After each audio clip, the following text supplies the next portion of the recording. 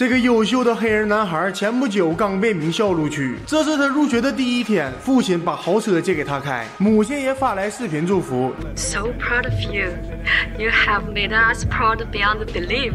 接下来路过一辆警车，男孩对他们做了个庆祝的手势，警察没有看清，以为他竖了中指，再加上他是个黑人，于是立马拉起警笛追赶，并让男孩停车。长毛要求男孩拿出驾驶证，男孩乖乖照做，转身去拿，结果另一名警察大壮又误以为男孩是在掏枪，接着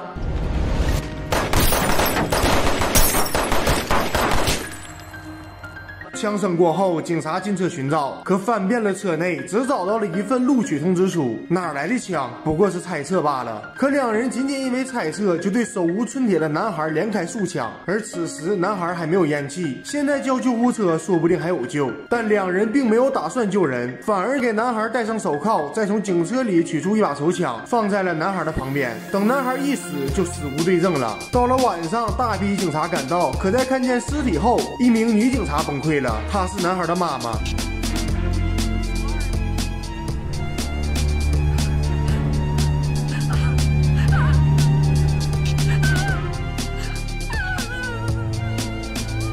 而男孩的爸爸则是一名法官，在看到儿子的尸体后，他也崩溃了。晚上回到家后，妻子说自己已经辞去了警察的职务。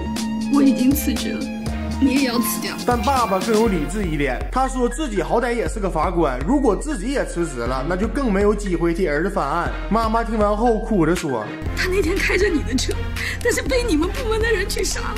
是啊，法官的车里怎么可能有枪呢？儿子的品行一向良好，又怎么可能带枪去上学？看着窗外的警车，爸爸似乎猜到了真相。于是第二天，夫妻俩找到杀害儿子的警察，能看出大壮很愧疚，他没有脸面对夫妻俩，于是乎直接上楼了。而长毛则毫无悔恨之心，更是对丈夫说：“这是自己的工作，我不必为此道歉。”妈妈气得上去就是一嘴巴，爸爸则直接说道：“我儿子是无辜的，是你俩杀害并诬陷了他，我一定会让你们付出代价。”长毛点了点头，好像在说：“那你试试。”接着掉头离开。事后，爸爸利用人脉找到了本地的市长，但市长却说他相信警察的做法，在没有找到证据前，两人不会受到任何形式的处罚，而你更不能以法官的身份去处理你儿子的案件。这下好了，不仅没有得到帮助，反而还被警告不能亲自去调查案件。就这样，爸爸陷入了困境，案件得不到调查，也没有人愿意帮助自己。但在他回到家后，还是要表现出坚强的样子，安慰伤心不已的妻子。第二天，儿子的案子上了新闻，媒体说儿子活该被杀，因为在他的车上发现了手枪还有毒品。爸爸看完后愤怒不已，可他却对此无能为力。妻子也看见了新闻，他的反应更加激烈，和爸爸大吵一架，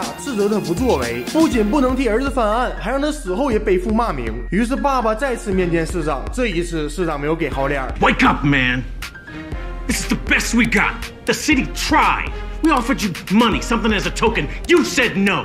之后，爸爸找到警察局里的朋友，让他帮自己调查案件。朋友仗义相助，在档案室里翻出一起旧案和一份录像，同样死了一个男孩，同样是大壮和长毛杀的人。于是爸爸带着录像找到了男孩的爸爸老肥。爸爸对他说：“我俩的儿子都是被冤枉的，我希望你能帮我控诉长毛和大壮。”可老肥却说：“你高低还是个法官呢，但你看有人搭理你吗？想靠正规途径翻案，根本就是异想天开。我们或许应该用自己的方式来报仇。”而爸爸明显被说动了，于是这晚两个男人为了各自的孩子，决定代替法律以暴制暴。他们开着车拿着枪出发了。两人先是来到了长毛家，老肥一马当先冲了上去，但长毛毕竟是警察，一个过肩摔制服了老肥。接着爸爸持枪登场，几发子弹差点命中长毛。在这一刻，长毛终于害怕了，他对爸爸说 ：“For the record, if I knew it was your boy, it would have went down differently.”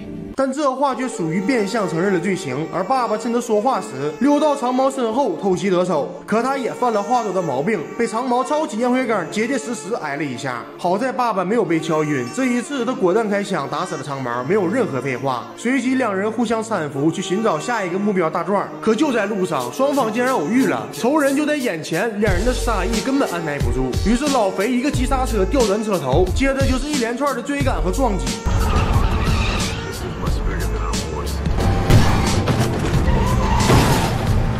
看这架势，大壮也明白了，今夜不是他俩死，就是自己亡。于是他也不再犹豫，拿出枪连连射击，最终一个甩尾把两人的车给撞飞了。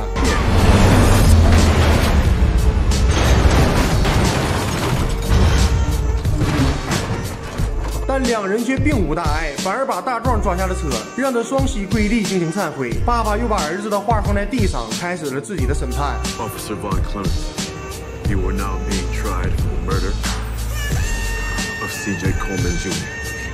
Rafael Garcia, I'm to pay your penalty. 大壮此时声泪俱下，不断求饶，说自己也有儿子，才6岁大。而爸爸并无怜悯，因为他也有个儿子，还很优秀，不过却被你给杀了。血仇只有血来报，两人毫无怜悯，一同开枪。随着大壮一命呜呼，两位父亲终于完成了复仇。至此，全剧终。本片名叫《河流如雪》，看得让人倍感压抑。老弟真心希望这个世界上再无种族歧视。